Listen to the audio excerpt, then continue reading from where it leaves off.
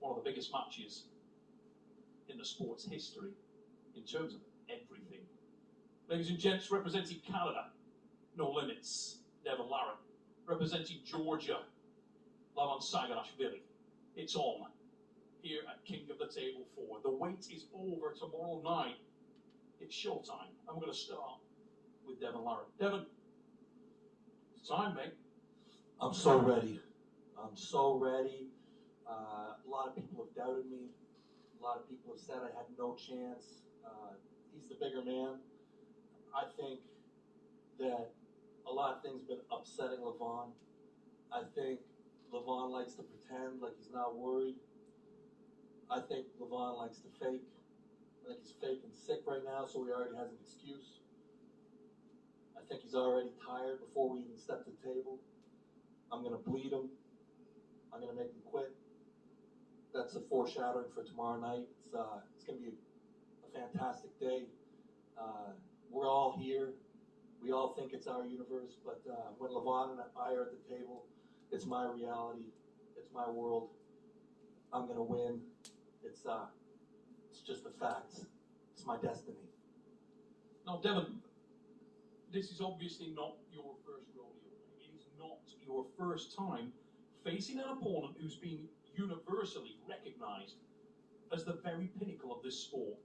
You faced John Brzezinski on the right arm back in Arm Wars Deepwater 2008. On the left arm, you faced Dennis Sitblankoff in the PAL. You also faced Andre Pushkar. You have been around the block facing monster after monster after monster.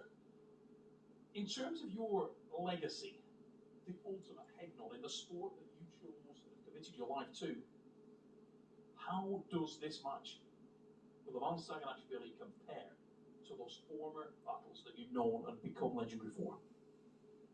John Brzezinski was #1 in the world. Nobody can argue that John Brzezinski's legacy will never be toppled. But I beat him. I beat him because I was a better arm wrestler. Andre Pushkar, I beat him because he was young and he didn't understand arm wrestling. Rest in peace. I love Andre Pushkar. He went on to become so much greater. I would not have beat him at the end of his career. Dennis Sitblankoff. Never have I learned so much about what being a professional and what strength and commitment really is that I learned from that match. Every time I face a champion, I absorb a piece of them. Levan Saginashvili represents Everest in the sport. He represents the strongest peak potentially that's ever lived, but that doesn't matter. That doesn't matter. I have more depth, and I want it more. I want it more than he does. So I'm going to do whatever it takes. Ladies and gents, I think it's long overdue that we introduce the arm wrestler who right now, as we sit here tonight, is universally, globally recognized as the world's #1 super heavyweight arm wrestler, Mr. Levan Saginashvili of Georgia. Levan, welcome to the show, mate. And, it's big match day, brother. You must be excited. This is getting serious. It is time. Now, Levan, let's start with the sort of hard-hitting questions in the sort of cauldron of emotion. During the build-up to this match for King of the Table 4, you've remained super dignified. You've remained, in some fans' opinions, withdrawn from this whole process. You've wanted to stay out of the way. Has that been a conscious, strategic move in order to attain your mental focus, your mental clarity on the match? And if so, how difficult has it been for you to not engage with Devon's physical and emotional jousting heading into this? In terms of trying to wind you up a little bit, trying to get you to engage, has it been hard for you? I think only about training this time. Only what I do when I'm preparation for this match. Only training, sleep, eat, and doing my job. Purely physical, no mental. Yeah. Do you feel obviously you're a proud man. For those people who don't know Levan, I think anybody that's close to you knows that you're a very warm, very genuine individual. Does it hurt when you feel like you're under attack from fans, from people that don't know you? No, it is for me, give me more power and more Determination. Motivation, yes.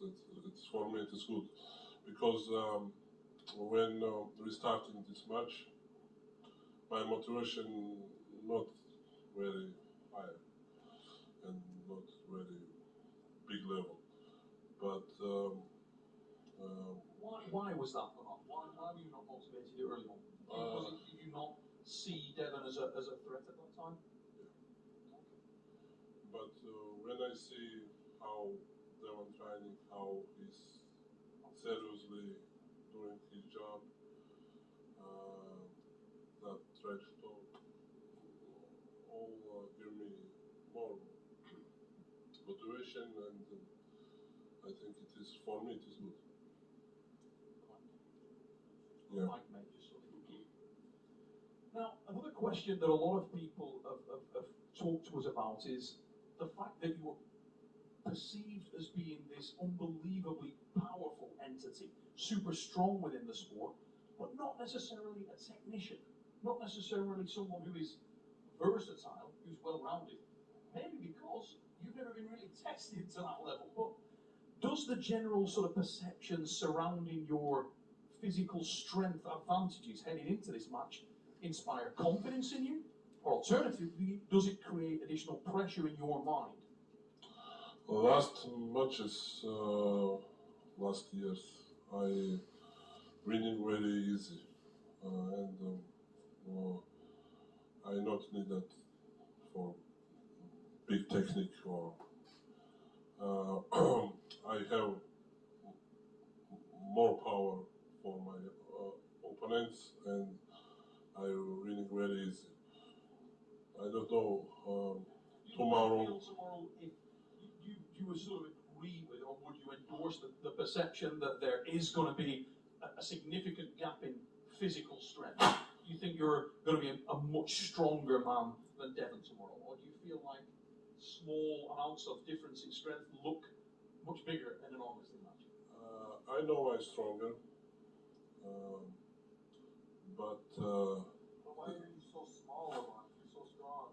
Why didn't you at least put on some muscle? I told you to get bigger like such a long time ago, and you really didn't do anything. It's at home.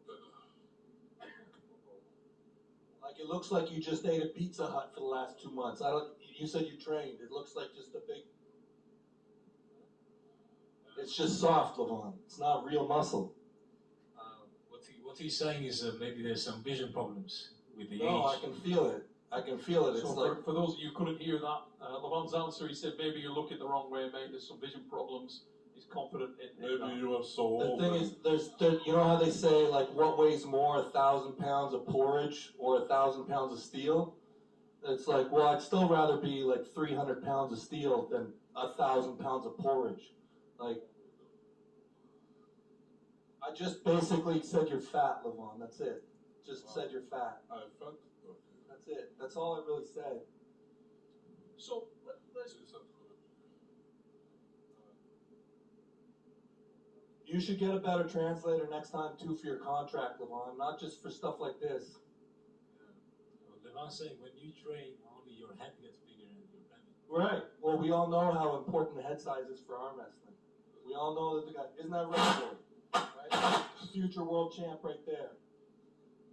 Okay, I'll hold on to it while I can. How big is your head, Levan? Have you measured it? Small. Small head.